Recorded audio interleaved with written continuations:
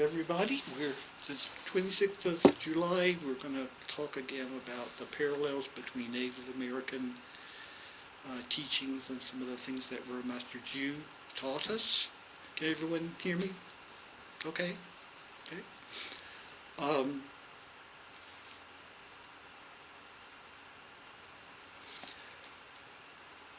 want to start with, as I said yesterday afternoon, talking some about anger, and particularly how the Navajo belief was that someone who is angry is out of harmony with the universe.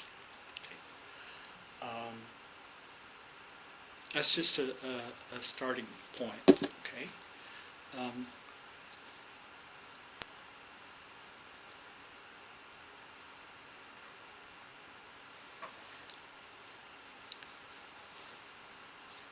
And then I'm going to move into how we cultivate harmony within ourselves, okay, and how we create harmony among those we live with, our communities, our societies, and so forth. What I'm hoping to get to is talk about how the universe helps us in all sorts of different ways. Okay, a lot of this is, invisible, at least to our eyes. I'll try to explain how we approach what we call guardian deities. Okay, other realms of existence. Also, this includes Buddhas and Bodhisattvas. I won't get that far, I'm sure. So this whole thing may be a little too ambitious, but at least we can wade into the water and give you something to reflect on.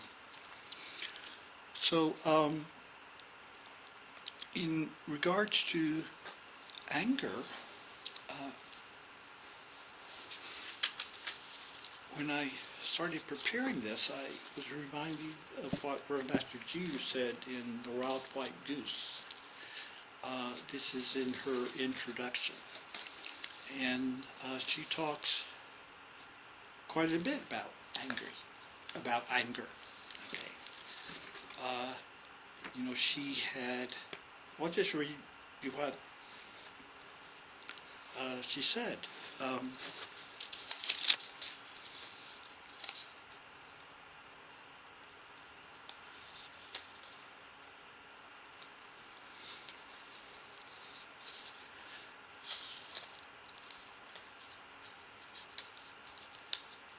She said that when she went to the East, she was an angry young woman.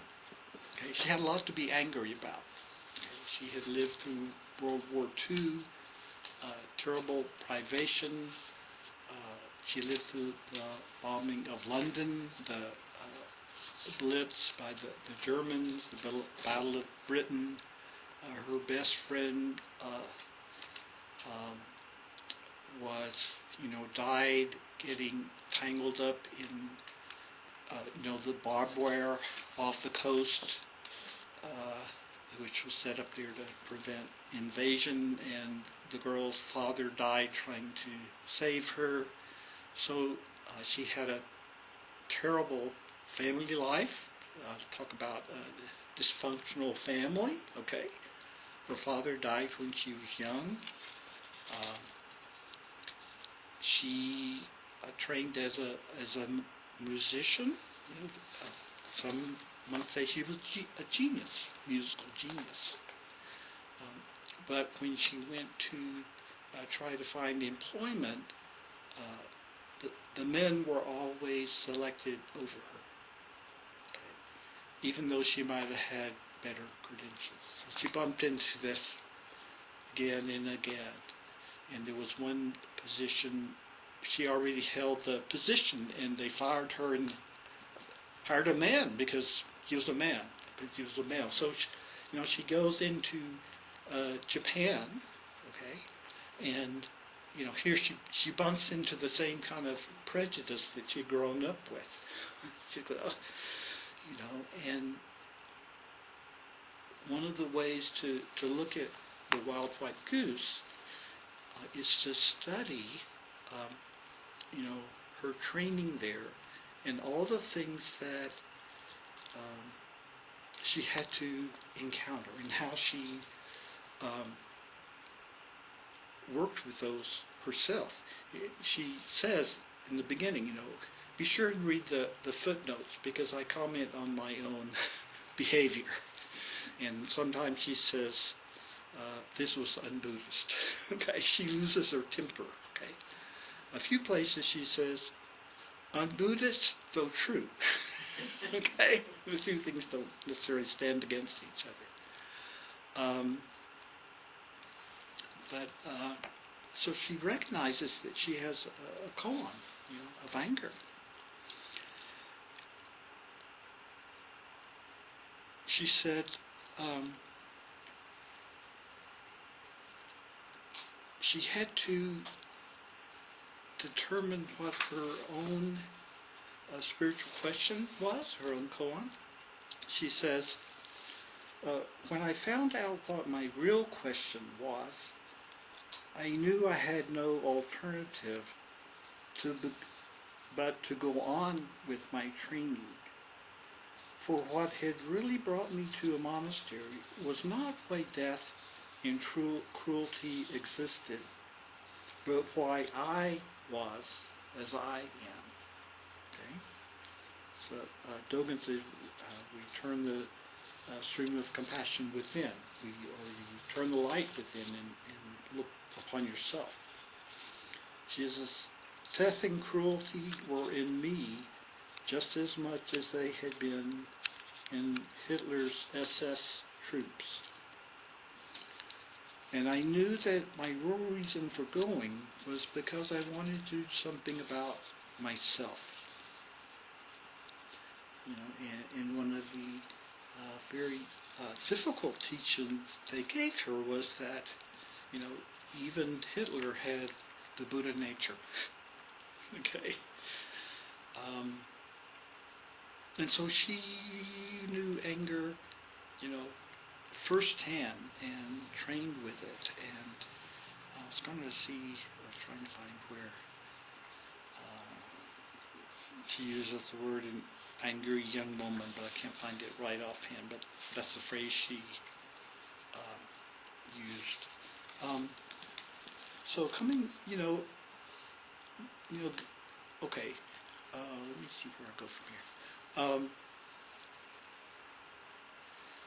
The Navajo teaching was that when someone is, angry, they're out of harmony with the universe.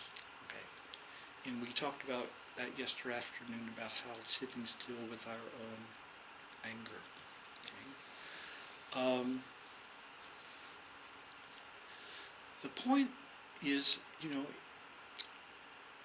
have to be pretty far along, and I'm certainly not there, to have no anger arise.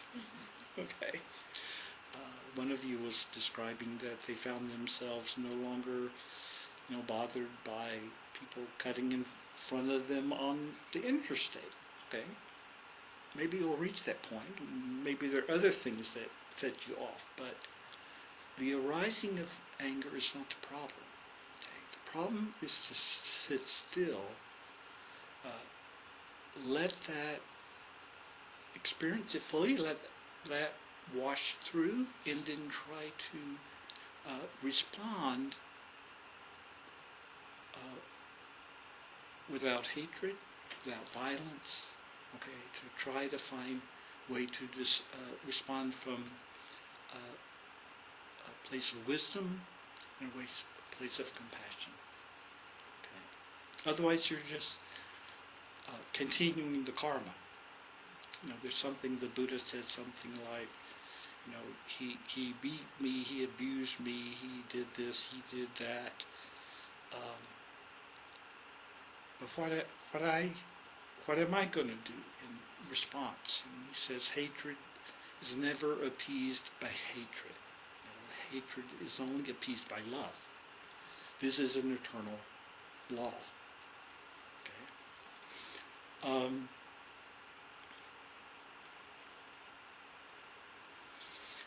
I've been I'm letting out all my secrets and tell you the things that I'm reading on the side. I've been reading now also a book about trauma, because I'm interested in how people who have been abused experience trauma. Okay? I'm reading a book called My Grandmother's Hands. It's about racialized trauma. But it's by a therapist, and he says all sorts of trauma. There's personal trauma, there's historical karma, there's collective trauma. The Native Americans are a good example of how trauma gets transmitted to other members of their family, of their nation, and it can be perpetuated across generations. And so he's particularly talking about African Americans, but he's also talking about trauma in general. And I haven't thought this through all the way, but what came to me was that what he calls trauma is karma. Okay? And trauma is caused by violence of some sort. Okay? Whether it's physical, okay, whether it's emotional, whether it's psychological, whether it's cultural, okay, we feel violated. Okay? Something makes us angry. Something hurts. Okay? And just as our physical body experiences pain, okay, so if you want to call it our mental body, our spiritual body, can experience pain, okay, through any of these different forms of violence. Okay.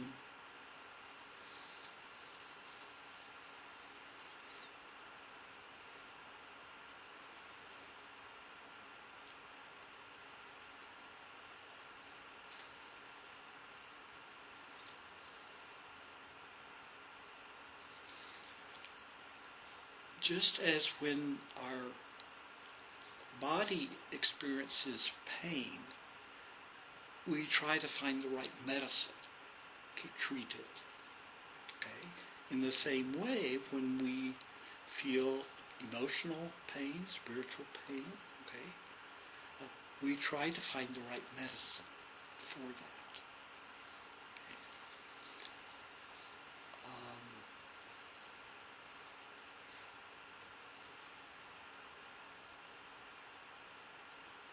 The Buddha was called the Great Physician.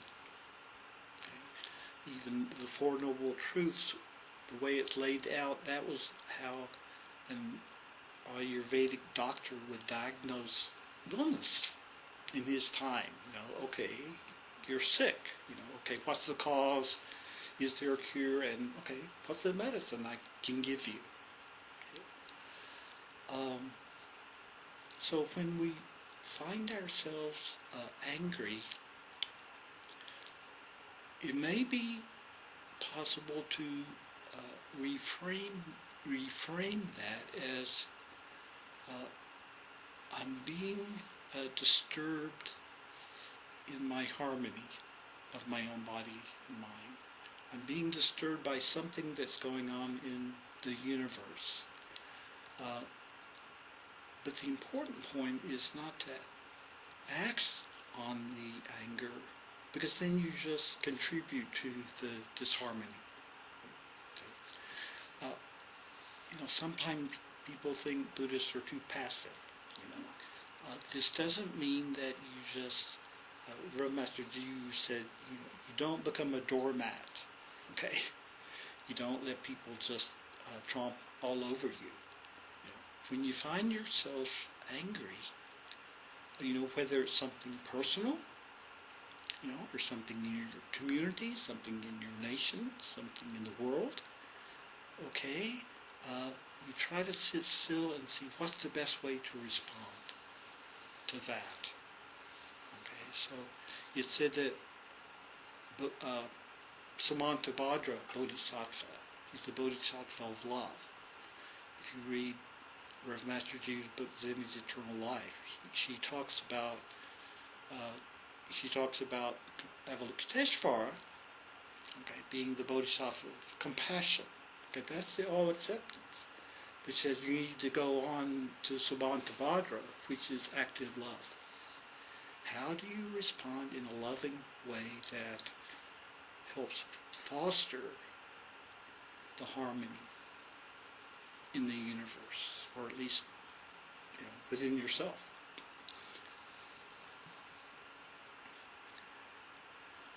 In Buddhism, anger is considered one of the 3 poisons. Okay, it's literally something that poisons your spirit. Okay, in one of the fundamental teachings of Buddhism, body and mind are one. Okay? What we experience in our body is experienced in our mind. Okay.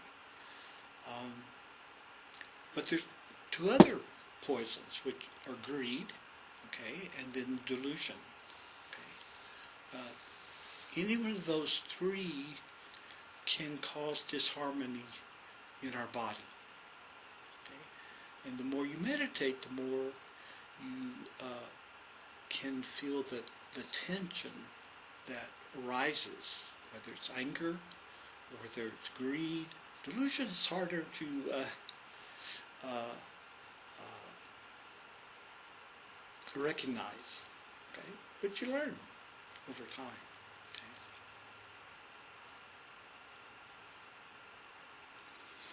There's Dogen talks about a harmonizing body and mind. Okay? He even used that language. So again, here's a parallel between the Native American approach, seeing that harmony is the way of the universe, and Dogen is saying, yes, harmony. The purpose of meditation is to harmonize body and mind.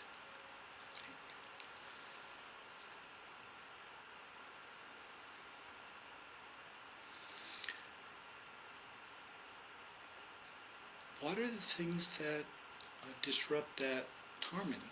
Okay. Well, there's the 3 poisons we just talked about. If you look at the precepts, each of the precepts is one of the ways that we act out of harmony with our true nature, with our Buddha nature.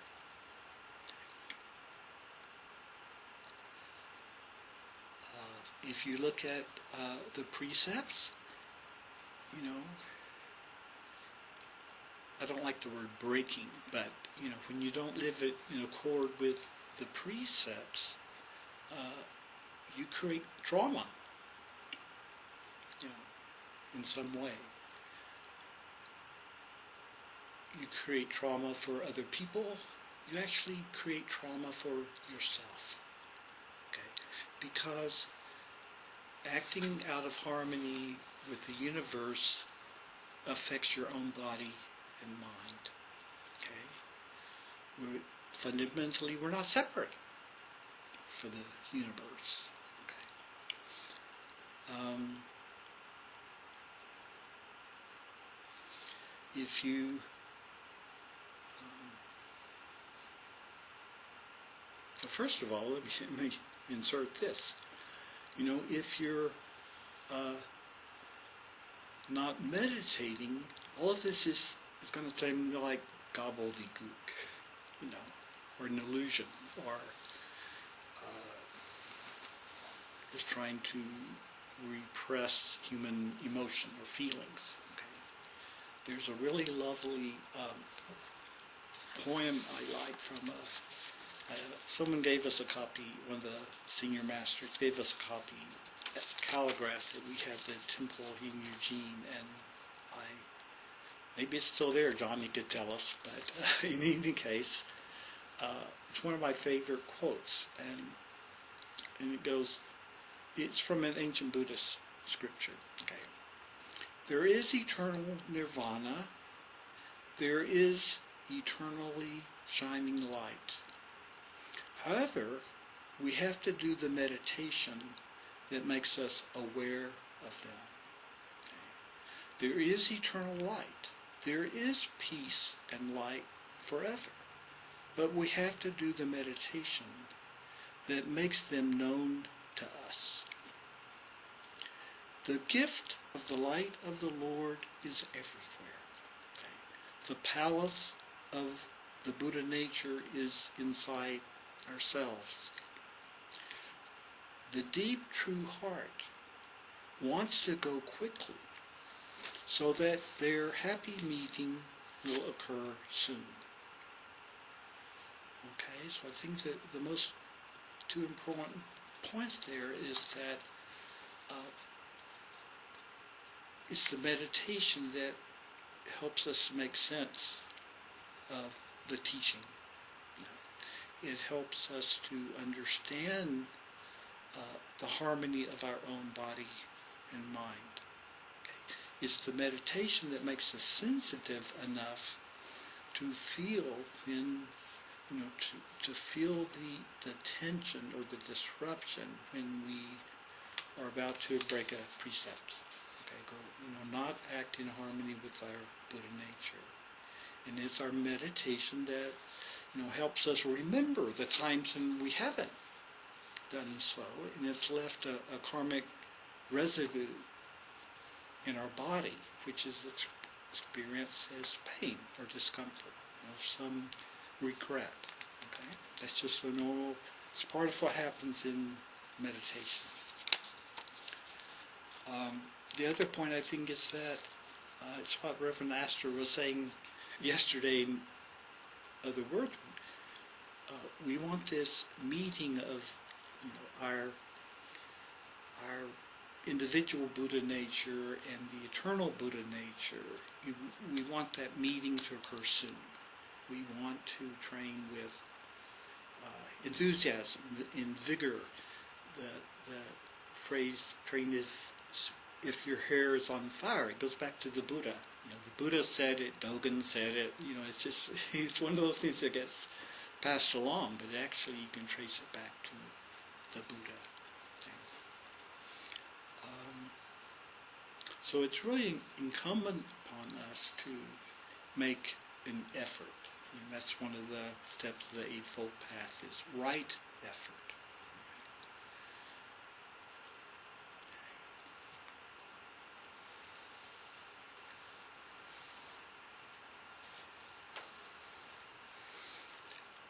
I want to talk, before I get into the next section of this, I want to talk a little bit about how Buddhist teachers, at least in our tradition, as Reverend Master Jiyu has taught us, how we teach. Okay? Because this will, it influences what I say and hopefully how you receive it. Okay? And coming back to the Buddha, he was he would use examples from ordinary life to explain things to people. We were talking about the lotus yesterday. The lotus is native in Asia. We don't have it. There's some southern parts of the country maybe where there's botanical gardens and you can see them. But in India, every body of still water, from a mud puddle to a lake, had lotuses growing in it. So it was a very common example. People would understand immediately that the lotus blossom blooms above the muddy water. This is, what I'm going to tell you is another example. The Buddha, there are some questions which he just wouldn't answer. Okay? He would sometimes say, we can't know that.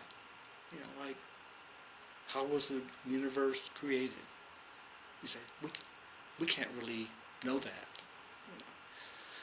In the Hindu teaching of his time, they thought, I don't know, there's a myth. Brahma did this or that, or I can't remember it all, but the Buddha said, we can't really know that, and it really doesn't make any difference to your training. And so, he said, he picked up a a handful of leaves, and he said he often used the Socratic method, in kind of asking his disciples questions, so they to think about it, reflecting. He said, well, which is more, the number of leaves in my hand or the number of leaves in the forest? Okay. Obvious answer. Well, of course there's more leaves in the forest than you're holding. And the Buddha said, what I know can be compared to the leaves in the forest. But what I teach can be compared to the number of leaves in my hand. Okay? Other way saying, I know a lot more than what I'm telling you folks. But then the rest of that story is, he said, I teach only two things. I mentioned this yesterday. Teach suffering and the end of suffering. Okay? This is what will help beings. Okay? It's a boiling down of the Four Noble Truths. Suffering and suffering's cause on the one hand, the end of suffering, how to get that on the other.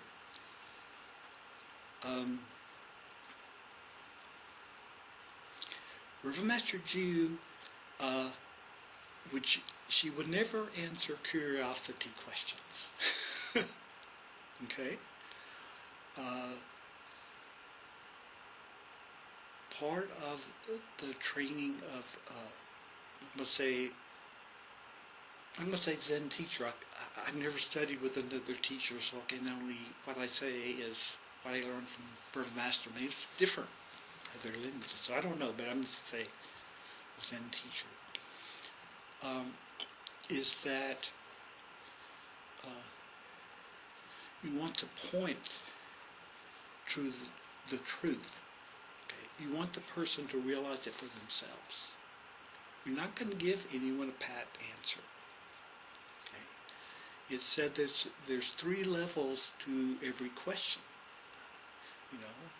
When a question comes, there's the surface question. Okay. Then there's the spiritual question, the koan, which we were talking about yesterday afternoon, the spiritual question. And then there's the person themselves.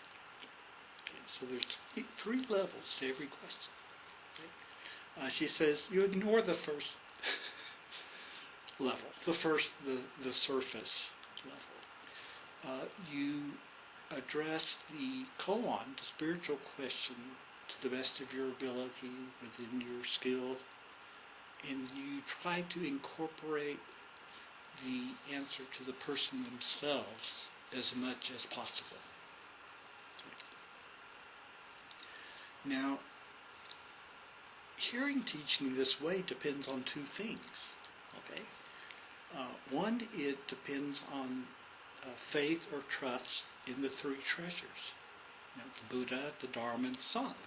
Okay. The second thing, it depends on your commitment to the precepts. Okay. That's why I was mentioning yesterday afternoon the importance of commitment, because the teacher trusts that you're going to put the teaching into good use. Okay. It's when we. This is why taking the precepts is, actually a momentous step. It's different than in other religions. Say, my only real experience is in Christianity, where, you join the church by saying, I believe. Okay. Buddhism really isn't about beliefs. Okay. It's about what we know. All right? And another thing, I'll come back to that. So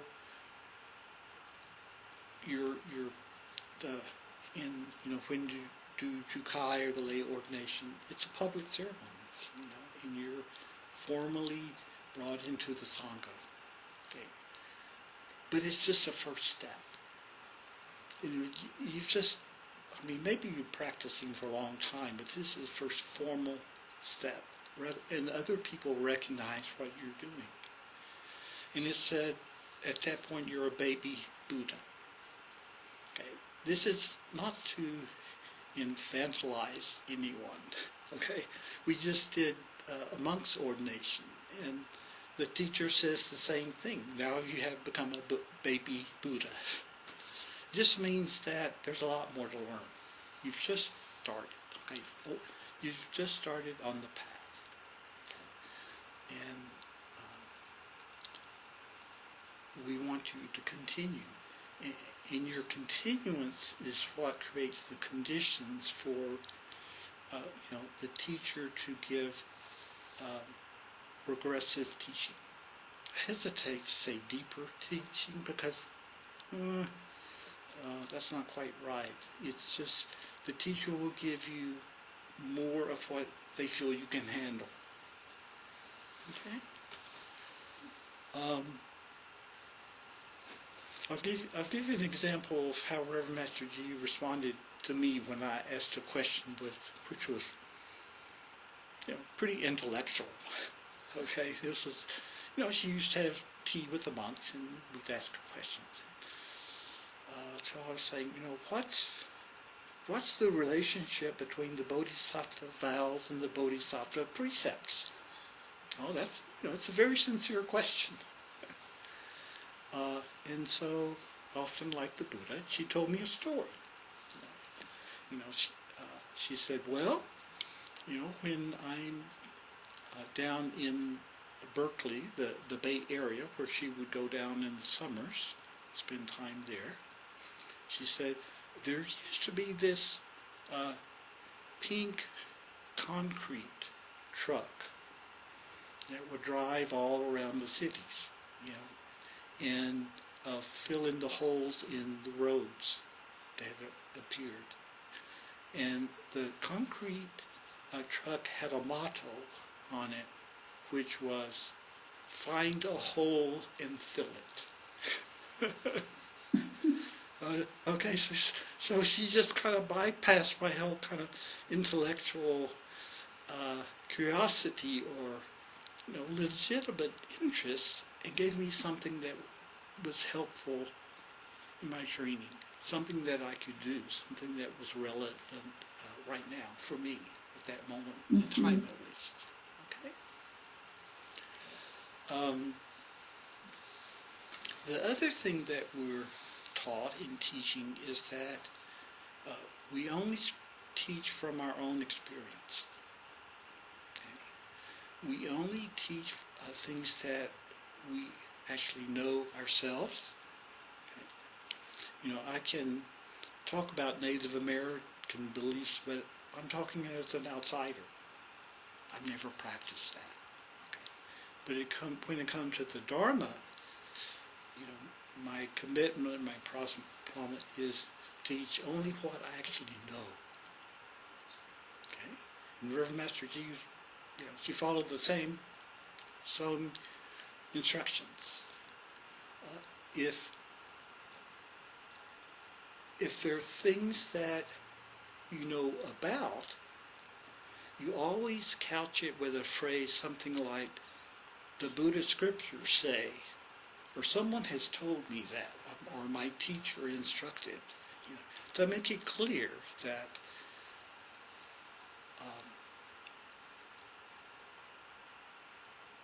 I may not know this for certain. This is what the teaching is. But what I teach is only what I know from my own experience. Okay? And again, that's why what I was saying, it's not about beliefs, it's about knowledge. When you come to the Dharma. The person who's unmuted, or ask them to mute. Okay. I don't see anyone who's... All the way to the right. I'm having some ear issues, so it's really noticeable for me. Well, on my screen, I don't see anyone who... This person on the end Anita, could you mute yourself? There we go. I think she got it. Thank you. Sorry about that. Yeah. Okay.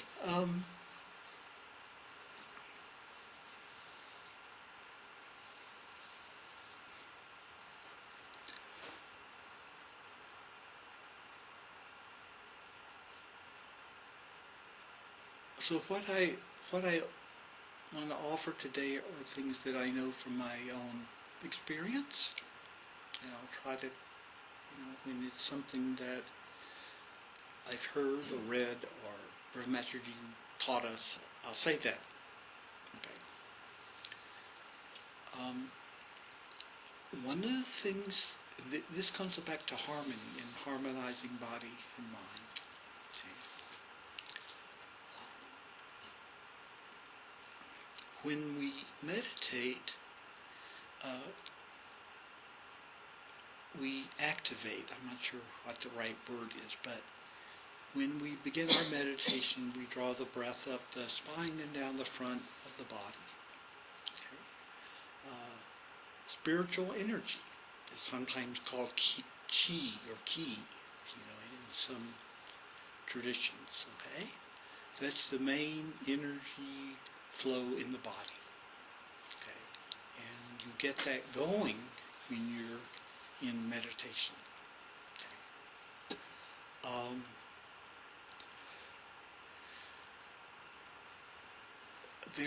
There are many other energy pathways in the body. Okay?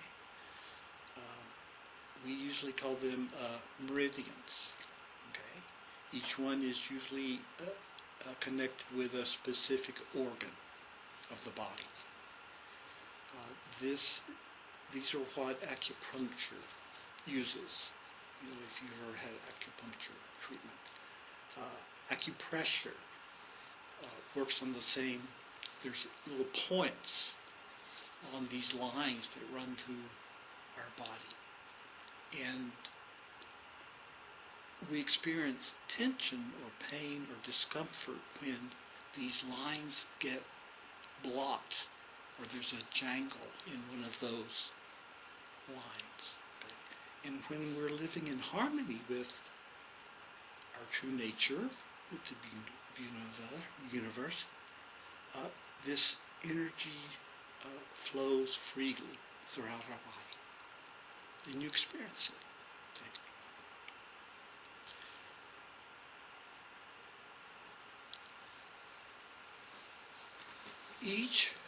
Each of these meridians, damage is not the right word, but you can create jangles in each of these meridians by breaking the precepts.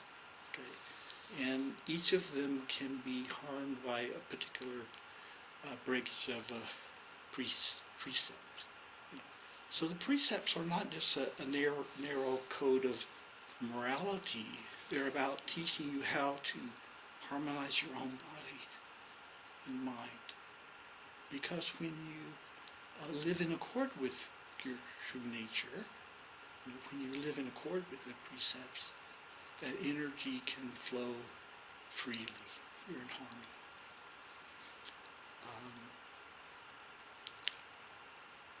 Various negative attitudes of mind create tension on specific meridians and organs. Okay? If you worry, it affects the stomach meridian. A lot of these, we have them in our common language.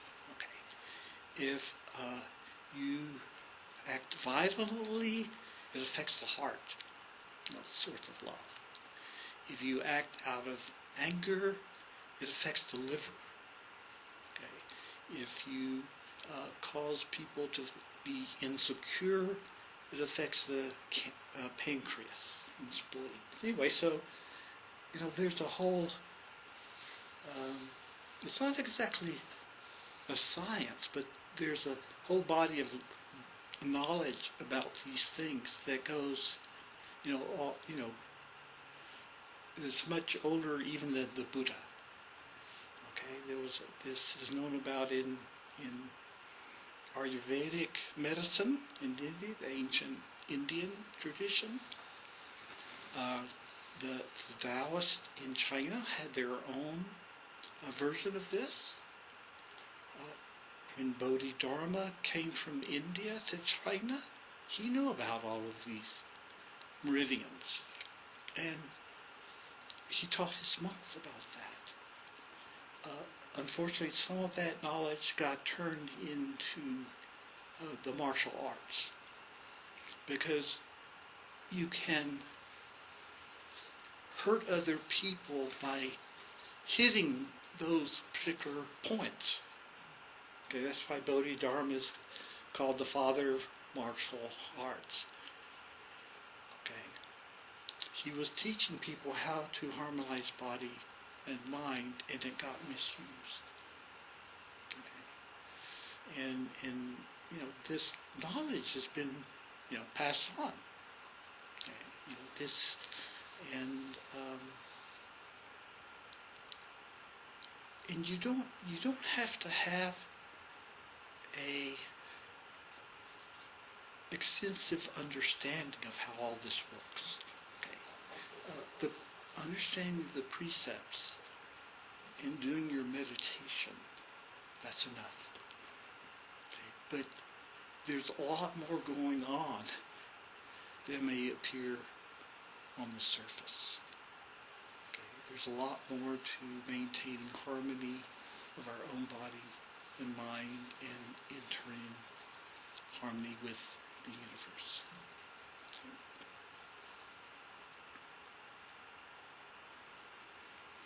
Okay, I want to talk a little bit now about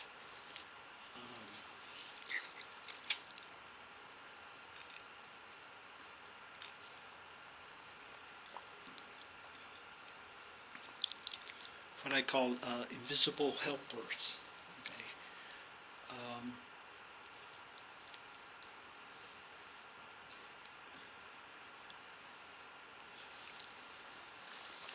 If in the Buddhist scriptures, there's you run across many descriptions of many different levels of existence. Okay.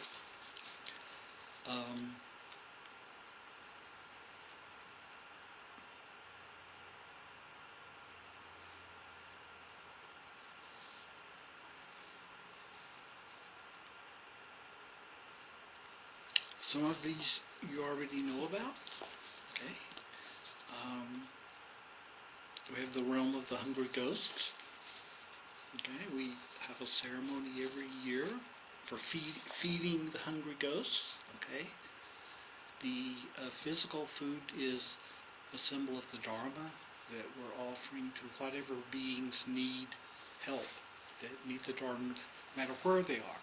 Okay, the ceremony goes back to the time of the Buddha. He had a disciple, Moggallana, who's sort of specialized in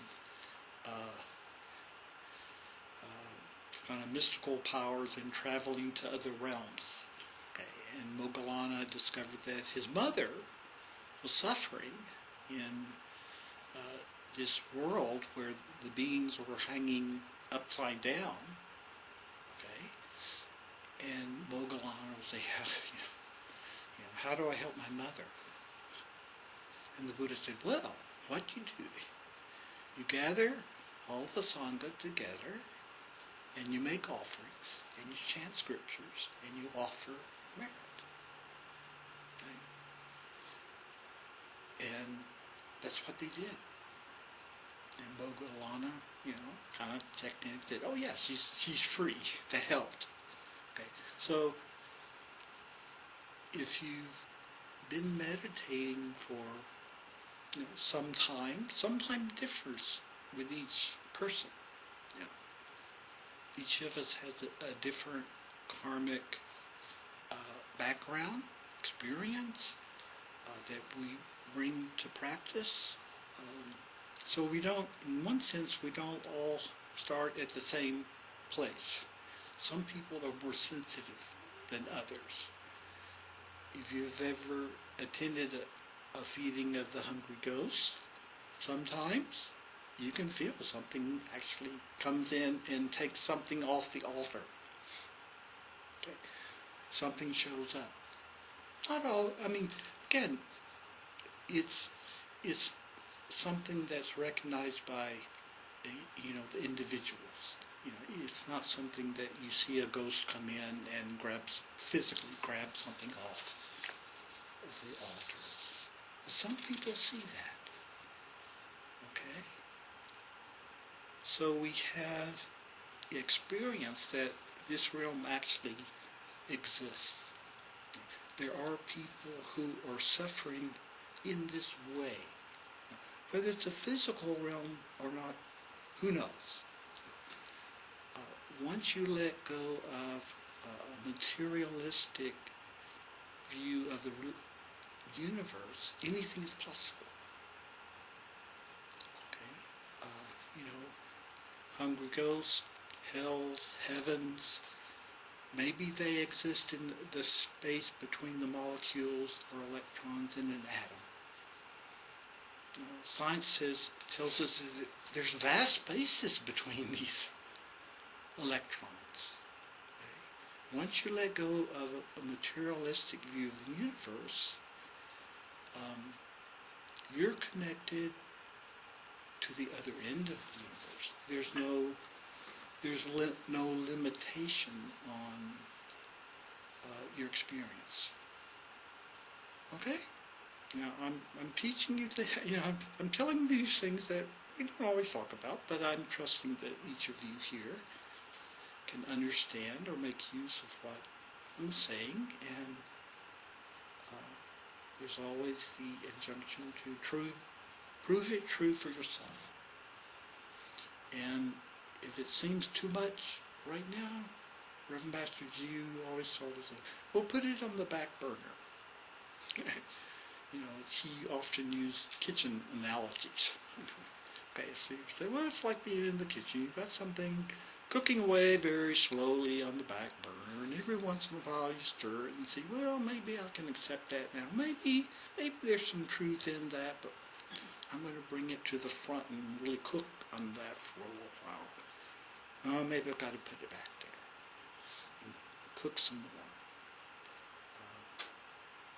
I think there's also some things you have to put in the deep freeze. It's not even ready to be brought out and cooked. But don't throw it out. You try to keep an open mind. Who knows? Reverend Master Jiyu, these things that I'm telling you, she said, I've proven most of these things true for myself. Or people with impeccable integrity have told me these things. I have no doubt that I can trust what I'm told.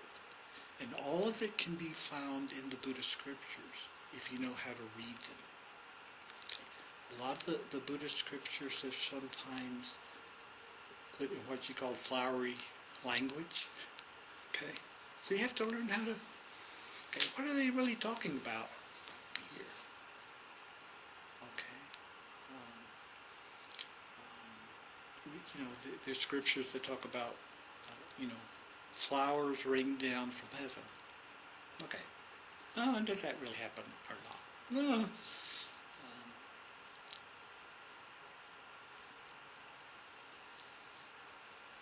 People can feel sometimes that peace descends on them. Okay? So you have to look at, often it's symbolic or metaphorical, but it's all there.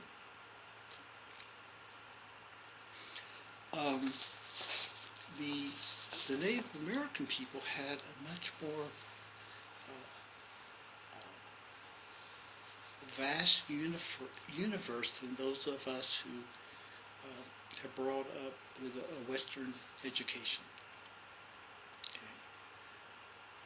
Our Western education emphasizes rational thinking and the scientific mind, the scientific method. Okay. Those things are really good for controlling nature. They're really good for finding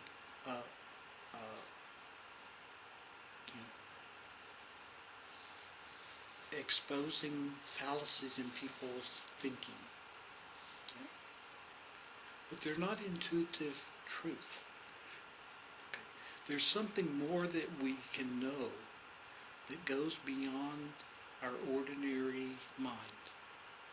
Okay? Doesn't mean that those things are bad. It just means that they're limited. There's more to our universe than what we're usually as Westerners are conditioned to see. Okay?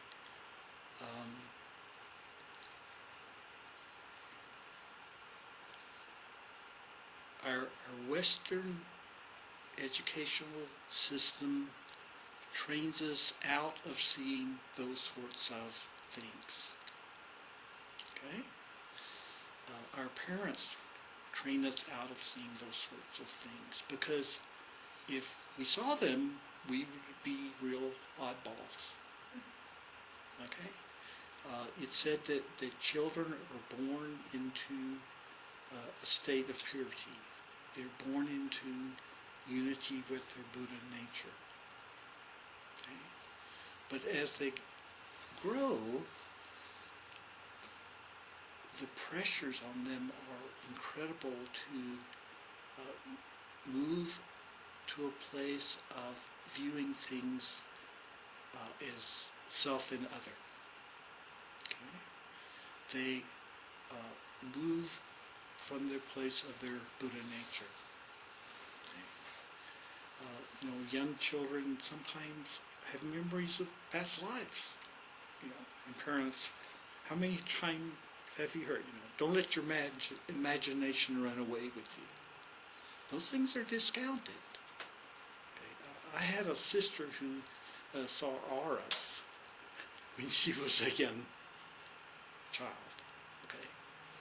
And there was a man in our church that she would call Black Bill because she saw this black aura around this man. My father was the minister of the church. So my mother was, quite diligent in training my sister out of seeing those sorts of things. Okay?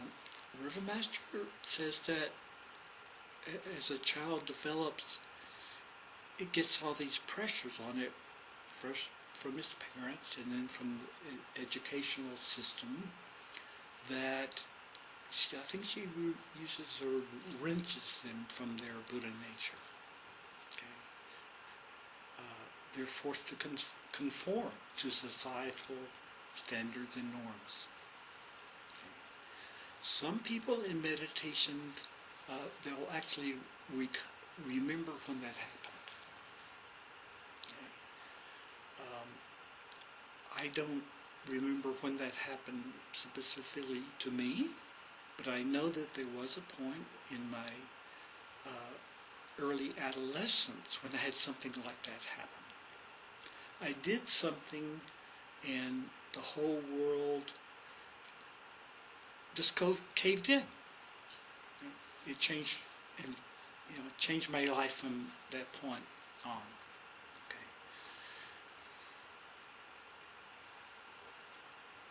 It's really hard being a parent.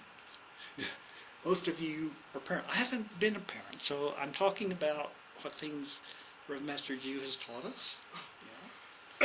Some of which I've experienced, but a lot of them haven't. And a lot of you may have, much more experience than I do in this area.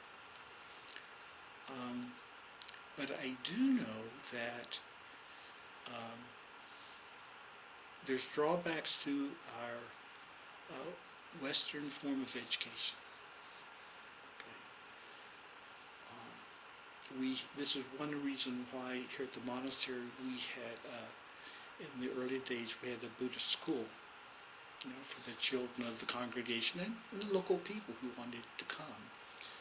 But as we were trying to give them a Buddhist education, we were trying to teach the children to learn, but in harmony with their Buddha nature. Okay? To stay in touch with that intuitive sense, which we all have. Okay? And what happens in meditation is that you get back in touch with that intuitive sense. Okay? You all have access to a much greater universe than what your mind, what the brain thinks there is. Okay?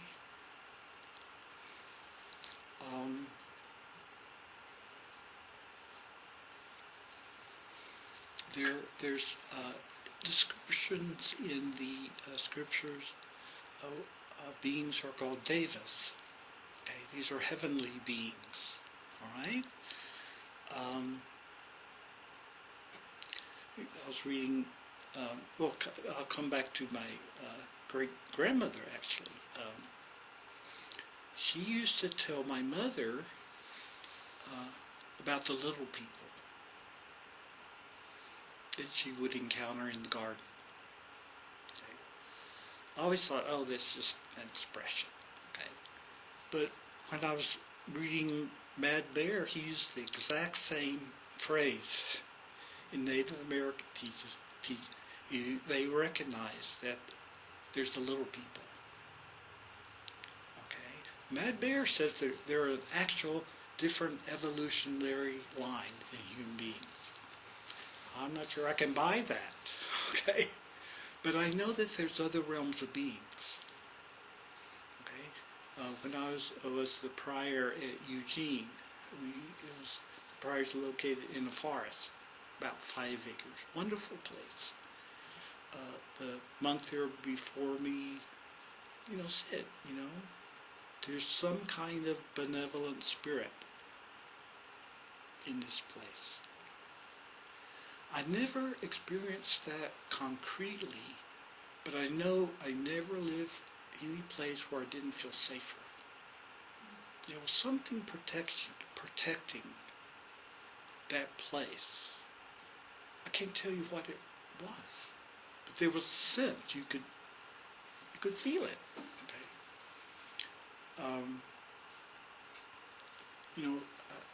I lived, it was a forest. If you live in a forest and you're not going to let it just be wilderness, you have to manage it.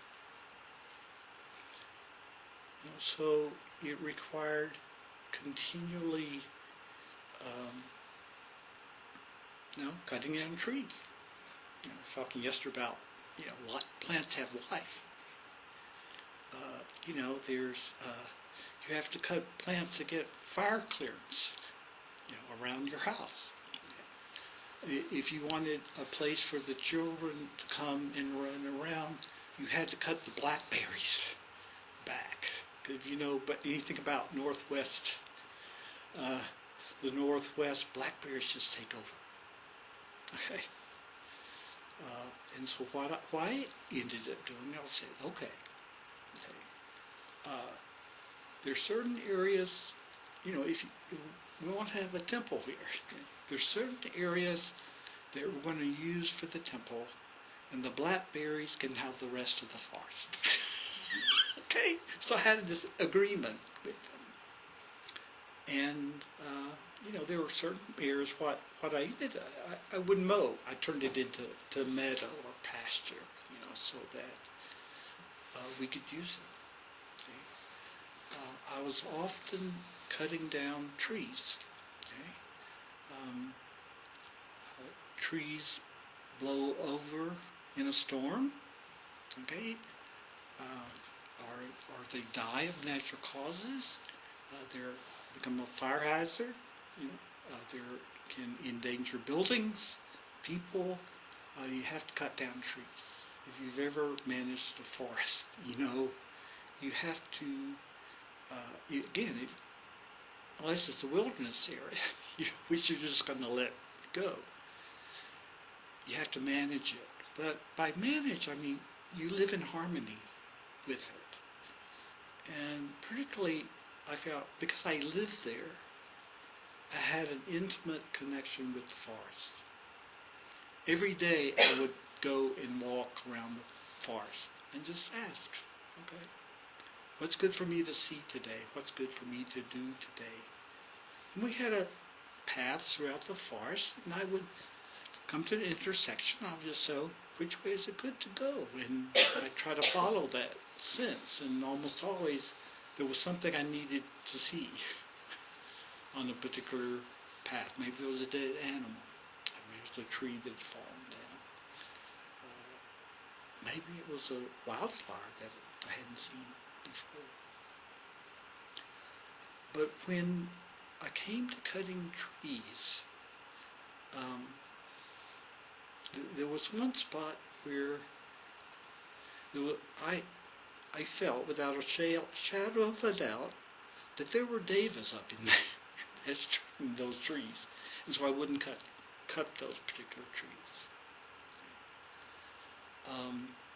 When I did cut trees, I would explain to the tree what I was going to do. I would actually put my hand on the tree and explain what I was going to do. And I tried to do it ahead of time so the tree would know that's what was going to happen. And when I came to the point of cutting that tree, if something said no, I wouldn't do it. Okay? When you're living in acting from meditation, you get guidance from the universe. You activate your intuition. You can sense what's good to do. Okay?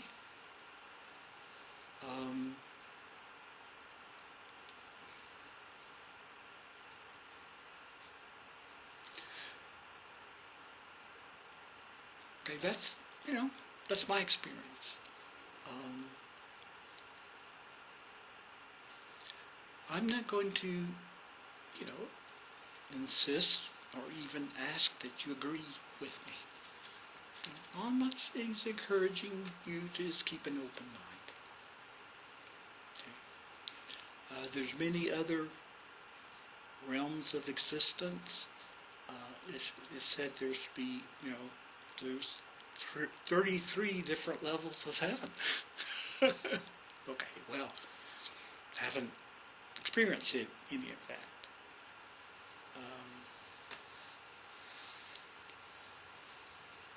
This kind of comes back to my great-grandmother, and it's related to what Eloise was talking about yesterday about near-death experience. My mother had a near-death experience. And out of it, she says, I have no longer any fear of death.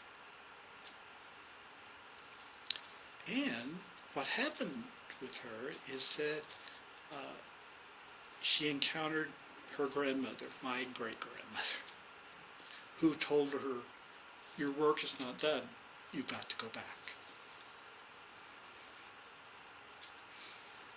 Where was she? Where was my great-grandmother at that point? I try to fit that into a Buddhist universe, if there's no self, and, she's no longer here, where is she? And, the only thing I can, and often when people have near-death experiences, they encounter deceased relatives. That's quite common if you read the literature of near-death experiences. Quite common. The only thing I can figure out is that those people are in one of the heavens. If you live a good life, the likelihood is that you'll be reborn as a human or in one of the heavens.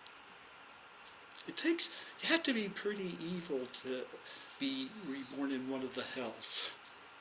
If you live a good life, there's a good consequence. Okay? Where that is, I have no idea. Okay? I'm not one of these people who travel to other realms or have visions or, Someone can do that. I can't. I'm not going to pretend that I can. So I know that there are other realms. I know that there are hell realms. Whether it's a physical place, I don't know. But I know there are places, spaces, let's call it spaces, of intense suffering. Maybe it's right here within the human realm. War. War is sometimes called war. Is hell. If you ever talked to anyone who's been in a war, it's hell. So, hell is not necessarily a physical place, but it's, it's a state of mind. And you can be in the human realm and be in hell. Okay? We sometimes talk about the wheel of life, which when we talk about the 6 realms of existence. Are you all familiar with that? Okay.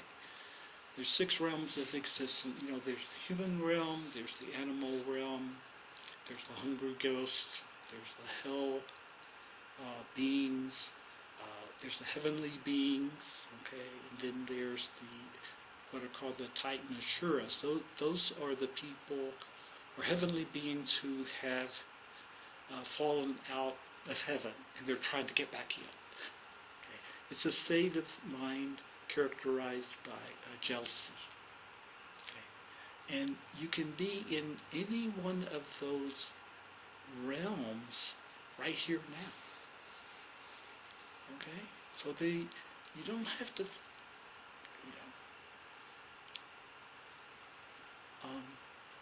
you can understand the reality of those realms within your own mind. You can know that those realms exist because they're the states of mind that we all, that's why it's called a wheel, it's turning. We're continually twirling through the 6 realms. And right at the center are greed, hate, and illusion. If you ever look at one of these diagrams, it's fueled by greed, hate, and delusion. Okay? And it's symbolized by 3 animals. There's a snake and a cock and a pig.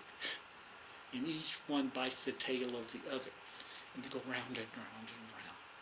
And so we can spin through those states of mind all their daily life. And we try to sit still.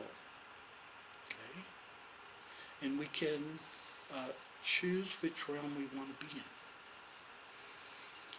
And the Bodhisattva is willing to be in any of those realms and help the beings in those realms. Like Kishigarba, there's a lovely statue out of here. It was given to us by maybe some devotees in Singapore, I can't remember, but beautiful. Kishigarba's particular vow is to help beings in hell. And he vows to, she vows to stay there as long as beings are suffering in hell, he or she is going to be there. That represents our own vow and promise to help suffering beings in any way we can, wherever they are, as long as suffering exists, we're willing to help. If you've ever heard the Dalai Lama speak, he often ends with this prayer. It's from the Avatamsaka scripture, which, whatever Mahayana scripture. As long as beings exist, as long as karma exists, so will I remain in this world to help beings. Okay? That's kind of the ultimate in the Bodhisattva vow. And the Dalai Lama is such a wonderful expression of that compassion. He's considered to be the Bodhisattva of compassion by Tibetan Buddhists. It's so interesting for me. He starts out as a Buddhist monk, a Buddhist teacher. I've attended one of his teachings where he's teaching from Buddhist scriptures. But he shifted at some point and just said he stopped talking about Buddhism. And he said, my religion is kindness. He tried to make the Buddhist teaching accessible to any and everyone, regardless of their religious belief. Okay? It's he didn't hold on to his position in the Buddhist hierarchy, if you will, or his position, but rather said, how can I help beings? So it's a beautiful example of, a human being that most of us know or know of, who's exhibiting that bodhisattva vow to help beings. And each of us has that same potential within ourselves. We don't use the word altruistic, but that's the word the Dalai Lama uses. We each have that altruistic wish, the wish to help others in addition to ourselves, altruism.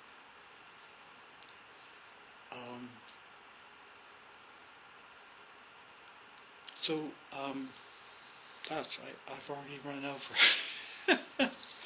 But I'll run over even though that'll make us all late, because I want to read something that Reverend Master Jiyu taught us.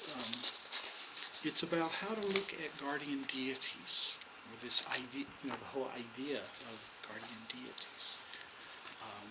We have ceremonies to guardian deities. We don't do them much anymore because we just don't have time. But she taught us that this is something that she taught to the monks. Okay, I was trying to tell us how to think about guardian deities. Okay, and she said guardian deities are whatever exists, whatever assists, whatever helps is a guardian deity. Okay, so this is what she said.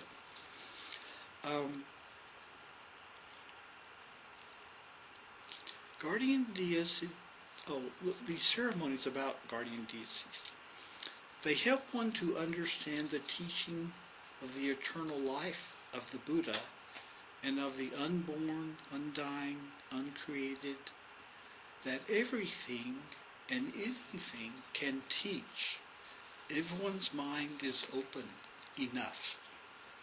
Okay. What is the guardian deity? She says. It is anything and everything. It's not a god in the Western sense. If one is having problems with mosquitoes, a bat which eats them is a guardian deity. Okay. It's anything that helps you when you're training. She emphasized, don't think of guardian deities in terms of an entity, or a god, or a deity, or anything which can create an argument in your mind. Okay? Instead, just concentrate on giving thanks for the safety of the temple. This was for a seasonal ceremony. For the safety of the temple during the last 3 months.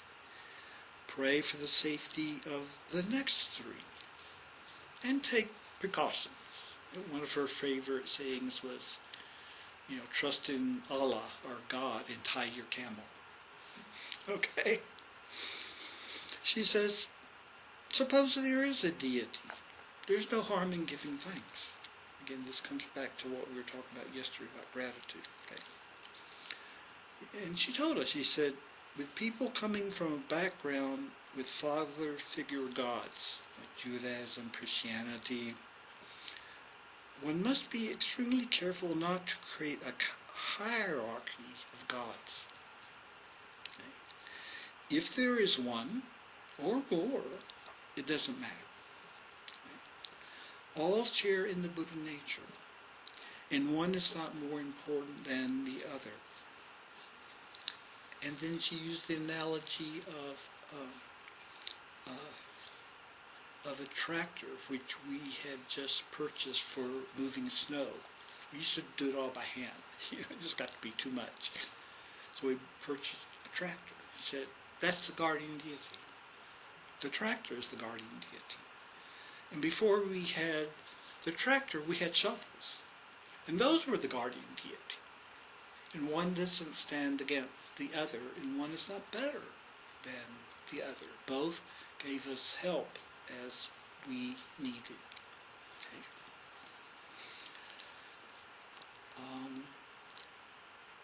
Each is the recipient of our thanks when we use them. We do not despise the shovel now that we have the tractor. Okay? Just give thanks. Not necessarily for anything. The thing we were talking about yesterday, just attitude of gratitude. Just a state of gratitude. Okay? Learn to be grateful in our own lives. Think about guardian deities in the same way we think about bodhisattvas. Something that helps.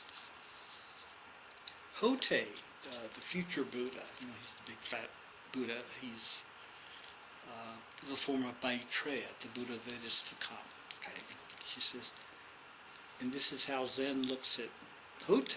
Hote is each of us when we find the right place. Each of us is the future Buddha when we act from meditation. Okay? Don't have anything specific in mind, but also don't block out anything else. Most important, there should be no forced belief. Okay? Don't force yourself to believe anything. Okay? Just try to have an open mind.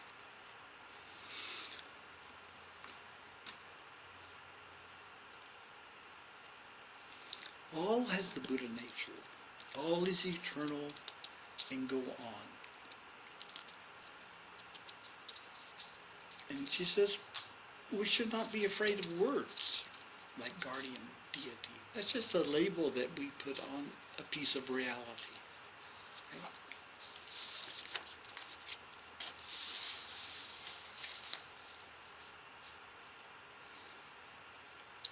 When Reverend Master was in Japan, she was complaining to the teacher that was assigned to her that Koho Zenji, her master, who was the chief abbot of the temple, that Koho Zenji was becoming too busy to teach her. And Reverend Yogo, the monk assigned to her, said, that is exactly right. Now everything must be your teacher.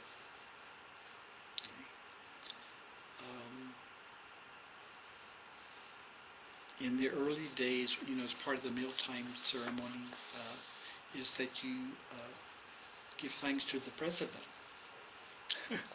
This was in the time of Nixon.